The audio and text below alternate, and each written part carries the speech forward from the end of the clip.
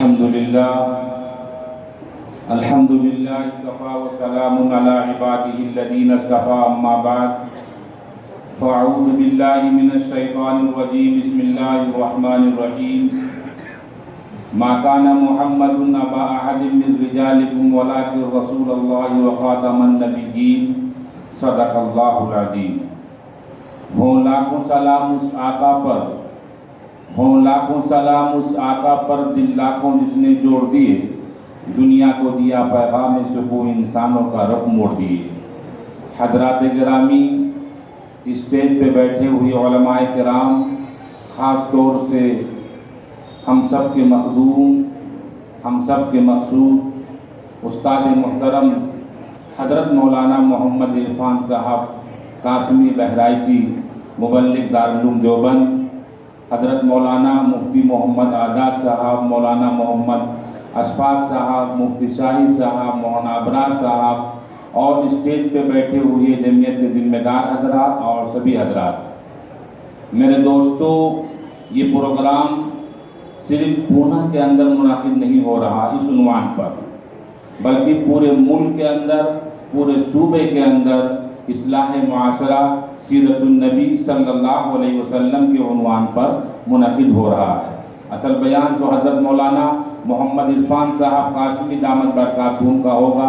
آپ بھی سنیں گے، ہم بھی سنیں گے. 10-15 منٹ کے اندر میں اپنی بات ختم کروں گا. یہ مہینہ ربیع الاول کا مہینہ ہے.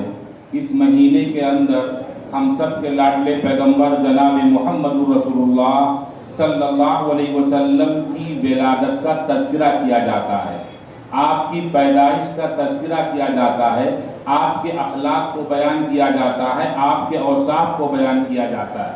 اور بیان کرنا چاہیے، بیان کرنا چاہیے. آپ کے کمالات کا تذکرہ کرنا ایمان کی علامت ہے. آپ کے اوصاف کا بیان کرنا یہ ایمان کی علامت ہے. ایمان میں تازگی پیدا ہوتی ہے، عمل کرنے کا جذبہ پیدا ہوتا ہے. لیکن حضور پاک صلی اللہ علیہ وسلم کی ولادت باسعادت جو ہوئی ہے، آپ تشریف لائے دنیا کے اندر، آپ بہت حسین تھے، بہت خوبصورت تھے. آپ سے زیادہ حسین و جمیل کو دنیا میں نہ پیدا ہوا ہے نہ ہوگا. یہ ہمارا عقیدہ ہے، نہ پیدا ہوا ہے نہ ہوگا. حضرت جبریل فرماتے ہیں ہم نے ایسا خوبصورت بچہ دیکھا ہی نہیں ہے جو فرشتوں کے سردار. حضرت عائشہ صدیقہ رضی اللہ تعالیٰ عنہ آپ کے اوصاف کو بیان کر رہی ہیں، آپ کے کمالات کو بیان کر رہی ہیں کہ میرے محبوب جب ہنستے تھے تو آپ کے دندان مبارک کا عکس دیوار پہ پڑتا تھا. اس سے زیادہ خوبصورت کون ہو سکتا ہے؟ عائشہ فرماتی ہے کہ گھر میں کوئی سامان گم ہو جاتا تھا تو میں اپنے آقا سے، اپنے محبوب سے کہتی تھی ذرا آستین کو چڑھاؤ، اس کے اجالے میں گم شدہ سامان مل جاتا تھا مجھے. بہت حسین ہے، بہت جمیل ہے. ولادت کا تذکرہ کرنا واقعی ایمان کی علامت ہے. صحابہ کہتے ہیں میں اپنے محبوب کو تلاش کرتے تھے تو ہم کسی سے نہیں پوچھتے تھے، بلکہ راستہ سونگتے سونگتے اپنے محبوب کو تلاش کر لیتے. جس راستے سے آقا گزرتے تھے وہ راستہ مہک جاتا تھا. مسلمانوں تو میرے آقا بے پناہ خوبصورت تھے، لیکن یہ ہے کہ آپ کی ولادت میں عملی نمونہ ہمارے لیے نہیں ہے. آپ کی پیدائش میں عملی نمونہ ہمارے لیے نہیں. اللہ یہ نہیں کہتا ہے کہ جیسے میرے محبوب کے آنکھ تھے ایسے آنکھ بنا کے آنا، جیسے میرے محبوب کے ناک تھے ویسے ناک بنا کے آنا، جیسے میرے محبوب کے ہاتھ تھے ویسے ہاتھ دے کے آنا. اللہ یہ نہیں کہتا ہے، بلکہ 40 سال کے بعد جب آپ کو نبوت ملتی ہے، اب وہ عملی نمونہ ہے. اس کے اندر ہمیں آپ کی سیرت کو دیکھنا ہے، آپ کے کردار کو دیکھنا ہے، آپ کے اخلاق کو دیکھنا ہے، آپ کی زندگی کو دیکھنا ہے. مسلمانوں، جمعیت علماء کا یہی پیغام ہے کہ حضور پاک صلی اللہ علیہ وسلم کو جب اللہ نے نبی بنا کر مبعوث کیا، رسول بنا کر مبعوث کیا، 40 سال کے بعد اب ہمیں دیکھنا ہے آپ نماز کیسے پڑھتے تھے، آپ روزہ کیسے رکھتے تھے، آپ گھر کے اندر کیسے رہتے تھے، گھر کے باہر کیسے رہتے تھے، رشتہ داروں میں کیسے رہتے تھے، معاشرے میں کیسے رہتے تھے، غم میں کیسے رہتے تھے، خوشی میں کیسے رہتے ہیں. یہ ہمیں دیکھنا ہے. اور یہی چیز ہمارے اور آپ کے لیے نجات کا ذریعہ ہے. اور یہی علماء کے ذمہ دار کارکنان ہمارے اکابر چاہتے ہیں کہ مسلمانوں کی زندگی میں نبی کا طریقہ آ جائے، نبی کی سنت آ جائے۔ میرے دوستو، ہم اور آپ انسان ہیں، ایک دوسرے سے تعلق قائم کرتے ہیں، ایک دوسرے سے رشتہ قائم کرتے ہیں۔ یہ تعلق اور رشتہ 4 چیزوں کی وجہ سے ہوتا ہے۔ تعلق اور رشتہ ایک دوسرے سے محبت، پیار، تعلق، رشتہ، تال میل 4 چیزوں سے ہوتا ہے۔ کبھی انسان ایک دوسرے انسان سے جو تعلق قائم کرتا ہے وہ حسن کی بنا پر، اس کی خوبصورتی کی بنا پر۔ معصوم بچہ ہے، حسین ہے، معصوم بچہ ہے، حسین ہے، خوبصورت ہے، کوئی چیز حسین و جمیل ہے تو انسان کے دل کے اندر اس کی خوبصورتی، اس کا حسن آتا ہے، اس کی بنا پر تعلق اور قائم کرتا ہے۔ کبھی کبھی ایک انسان دوسرا انسان جو ہے آپس میں تال میل جو رکھتا ہے، تعلق قائم کرتا ہے مال کی وجہ سے، یہ بہت مالدار ہے، نہیں، نوال احسان کی بنا پر۔ آپ پر کوئی مصیبت آئی، کوئی پریشانی آئی، کوئی دکھ آیا، ایک آدمی آیا آپ پر احسان کر کے چلا گیا، آپ نے کہا اب میں اس کو نہیں بھول سکتا ہوں۔ ایک آدمی دوسرے آدمی سے تعلق قائم کرتا ہے رشتہ داری کی بنا پر، باپ بیٹے سے، بیٹا باپ سے، ماں کا نام ہے بیٹے سے، شوہر بیوی سے، بیوی شوہر سے، قرابت کی وجہ سے۔ ان کی وجہ سے ایک آدمی، کبھی کبھی ایک انسان دوسرا انسان جو ہے اس کے ہنر کمال کو دیکھ کر تعلق قائم کرتا ہے۔ میں اس لیے بتا رہا ہوں کہ ان چیزوں کی وجہ سے آج ہم اور آپ ایک دوسرے سے تعلق قائم کرتے ہیں۔ اور ذرا دیکھیں تو یہ 4 چیزیں لاڈلے پیغمبر کے اندر موجود ہیں کہ نہیں موجود ہیں؟ اگر تم حسن کے دیوانے ہو تو سب سے زیادہ حسین و جمیل میرے آقا، میرے آقا سے زیادہ حسین و جمیل کو دنیا میں پیدا نہیں ہوا ہے۔ صحابہ کرام موجود ہیں، 14ویں رات کا چاند نکلا ہوا ہے، 12 بجے رات صحابہ آپ کے چہرے کو دیکھ رہے ہیں، چاند کو دیکھ رہے ہیں۔ مشورہ ہوا کہ آپ کے چہرے میں جو چمک اور دمک ہے وہ چاند میں نہیں ہے۔ کسی شاعر نے کہا ہے چاند سے تشبیہ دینا یہ بھی کوئی انصاف ہے، چاند میں ہے چھائیاں، حضرت کا چہرہ صاف ہے۔ تو اگر آپ حسن کی بنا پر کسی کے دیوانہ ہو رہے ہو، پاگل ہو رہے ہو، تو یہ حسن نبی کے اندر موجود ہے، آقا کے اندر موجود ہے، آپ ان سے محبت کرو۔ اگر آپ کسی کے کمال کی بنا پر پاگل اور دیوانہ ہو رہے ہو تو حدیث پاک کے اندر ایک واقعہ آتا ہے، آپ کے زمانے میں ایک پہلوان تھا جس کا نام رکانہ تھا، وہ ہزاروں کا مقابلہ کرتا تھا، اونٹ کے چپڑے پہ بیٹھ جاتا تھا، کوئی ٹس سے مس نہیں کر سکتا تھا۔ آپ نے اس کو دعوت دی، اس نے کہا کشتی لڑیں گے، ہم آپ سے کشتی لڑیں گے، اگر آپ جیت جاؤ گے تو آپ کی بات مان لوں گا، ہار جاؤ گے تو میں آپ کی بات نہیں مانوں گا۔ کہا چلو، تاریخ متعین، دن متعین، وقت متعین، کشتی شروع ہوئی۔ آپ اللہ کا نام لے کر اس کے ہاتھ کو پکڑتے ہیں اور یوں گود میں اٹھا کر زمین پہ رکھ دیتے ہیں۔ اس نے کہا پھر لڑائی ہوگی، پھر کشتی ہوگی، پھر آپ اللہ کا نام لیتے ہیں اور ہاتھ پکڑ کر پھر زمین پہ رکھ دیتے ہیں۔ اس نے کہا پھر کشتی ہوگی، آپ پھر اللہ کا نام لے کر اور اس کو اٹھا کر زمین پہ رکھ دیتے ہیں۔ رکانہ پہلوان نے کہا یہ تو کوئی اور طاقت ہے، یہ انسان کی طاقت نہیں ہے۔ آقا فرماتے ہیں اسی طاقت کی دعوت دے رہا ہوں، اسی طاقت کی دعوت دے رہا ہوں۔ مسلمانوں، اگر تم کسی کے ہنر کو، کمال کو دیکھ کر پاگل ہو رہے ہو تو میرے آقا کے اندر یہ ہنر موجود ہے، یہ کمال موجود ہے۔ اگر آپ کسی کا احسان نیچے دب کر اس سے تعلق قائم کرنا چاہتے ہو، اللہ خود فرماتے ہیں لَقَدْ مَنَّ اللَّهُ عَلَى الْمُؤْمِنِينَ إِذْ بَعَثَ فِيهِمْ رَسُولًا، ہم نے اے مسلمانوں تم پر احسان کیا ہے تمہیں میں سے رسول کو بھیج کر۔ آپ محسن عالم ہیں، آپ سے زیادہ احسان کرنے والا اس روئے زمین میں کوئی پیدا ہی نہیں ہوا ہے۔ آپ نہ آتے نبی نہ ہوتے، آپ نہ ہوتے سمندر نہیں ہوتا، کوئی بھی نعمت اللہ ہمیں نہ دیتا۔ یہ صدقہ ہے محمد الرسول اللہ صلی اللہ علیہ وسلم کا۔ تو احسان کی بنا پر اور قرابت، یہ میری ماں ہے، یہ میرا بھائی ہے، آپ روحانی باپ ہیں، آپ روحانی باپ ہیں۔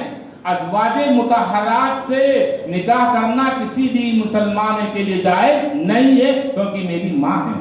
تو آپ کا رشتہ، ہمارا رشتہ، ہمارے تو روحانی باپ ہیں۔ ایک جنازہ رکھا ہوا ہے، آقا گزرتے ہیں، اعلان کرتے ہیں جنازے کے وارث کون ہیں؟ کہا یہ لوگ ہیں۔ کہا اس پہ کوئی قرضہ ہے؟ کہا ہاں۔ کہا قرضہ میں ادا کروں گا، قرضہ میں ادا کروں گا، اور جو اس کا مال ہے تم تقسیم کر دو۔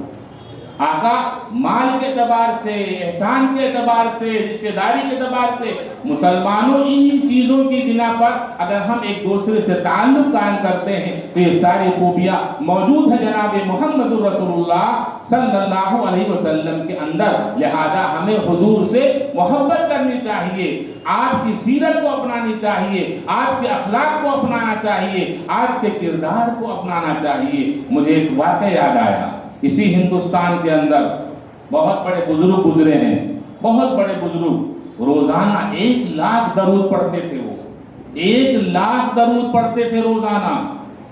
جو درود پڑھے گا اللہ تبارک و تعالی ضرور ایک نہ ایک دن آقا خواب میں زیارت کرائیں۔ درود جو پڑھے گا اخلاص کے ساتھ، وہ 1,00,000 درود پڑھتے تھے، ایک دن خواب میں زیارت ہوئی، تشریف لائے آقا۔ وہ بزرگ فرماتے ہیں جب آقا تشریف لائے تو میں نے دیکھا کہ سینے میں زخم ہے، سینے میں زخم ہے۔ وہ بزرگ کہتے ہیں یا رسول اللہ یہ سینے میں زخم کیوں ہے؟ کہا سنو سنو مسلمانوں، جمعیت علماء کا پیغام سنو، وہ چاہتی کیا ہے، پروگرام سیرت النبی کے عنوان پر کیوں کر رہی ہے، اصلاح معاشرہ کے عنوان پروگرام کیوں ہو رہے ہیں؟ آقا فرماتے ہیں کہ جب میرا کوئی ایک امتی میری سنت کو چھوڑ دیتا ہے، اس کے چھوڑنے کی بنا پر میرا سینہ زخمی ہو جاتا ہے۔ اور کرو، سنت کے چھوڑنے کی وجہ سے آقا کا سینہ زخم ہو جاتا ہے۔ آپ کتنی سنتوں کو چھوڑ رہے ہو اور کتنی بار زخم کر رہے ہو آقا کے سینے کو؟ طائف کے لوگوں نے پتھر مار کر آقا کو زخمی کیا تھا، ہم سنت کو چھوڑ کر آقا کے سینے کو زخم کر رہے ہیں۔ ان میں اور ہم میں کیا فرق ہے؟ ان میں اور ہم میں کیا فرق ہے؟ آئے بھی اللہ کی مدد، آئے بھی اللہ کی نصرت، آئے بھی اللہ کی رحمت، کوئی نہیں سکتا ہے۔ اور کتنی سنتوں کو ہم چھوڑ رہے ہیں، کتنی سنتوں کو ہمیں یاد ہی نہیں ہے۔ چھوڑ دو پچھلی کی زندگی، آج صبح سے لے کر ابھی تک جوڑ لو تو کئی سنتیں ہم نے چھوڑ رکھی ہیں، کئی سنتیں اس پر عمل نہیں کر رہے ہیں اور آقا کے سینے کو ہم زخمی کر رہے ہیں۔ مسلمانوں، سیرت النبی صلی اللہ علیہ وسلم کے عنوان پر یہ جو پروگرام ہو رہا ہے، خدا پاک کی قسم اگر مسلمان حضور کی سیرت کو اپنا لے، حضور کے کمالات کو اپنا لے، اوصاف کو اپنا لے، زندگی کو اپنا لے، کوئی طاقت نہیں دنیا کے اندر جو مسلمان کو زیر کر دے، مسلمان کو کمزور کر دے، مسلمان کو مٹا دے۔ آج ہو رہا ہے کہ ہم نبی کی سنتوں پر عمل نہیں کر رہے ہیں، نبی کی سیرتوں پہ عمل نہیں کر رہے ہیں۔ ایک صحابی ہیں حضرت حذیفہ رضی اللہ تعالیٰ عنہ، دسترخوان بادشاہوں کا ہے، کھانا کھا رہے ہیں، کھاتے کھاتے لقمہ گرتا ہے، اٹھانے چلتے ہیں تو بادشاہ کا دسترخوان تھا، بڑے بڑے وزیر تھے، کسی نے کوہنی سے اشارہ کیا مت اٹھاؤ، لوگ حقیر سمجھیں گے، بیوقوف سمجھیں گے، غریب سمجھیں گے، فقیر سمجھیں گے۔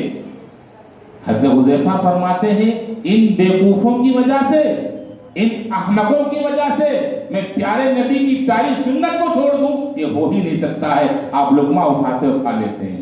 آج ہمارا حال کیا ہوتا ہے کہ ہم ڈرتے ہیں، ٹوپی لگاتے ہوئے سروں پر، کرتا پاجامہ پہنتے ہوئے سروں پر، داڑھی رکھتے سروں پر، لوگ کیا کہیں گے؟ ارے نبی کی سنتوں میں عزت ہے۔ ابو بکر جب تک ایمان قبول نہیں کیے تھے، عمر جب تک ایمان قبول نہیں کیے تھے، کوئی حیثیت نہیں تھی۔ جب نبی کی سنت کو اپناتے ہیں، قرآن کو اپناتے ہیں، حدیث کو اپناتے ہیں تو وہی عمر آدھی سلطنت کے مالک بادشاہ بن جاتے ہیں۔ ہمارے ہندوستان کی اندرا گاندھی نے اپنے ورکروں سے کہا تھا اگر تم حکومت کرنا چاہتے ہو ہندوستان پر تو ابو بکر عمر کے سیرت کو اپناؤ، تم کامیاب رہو گے۔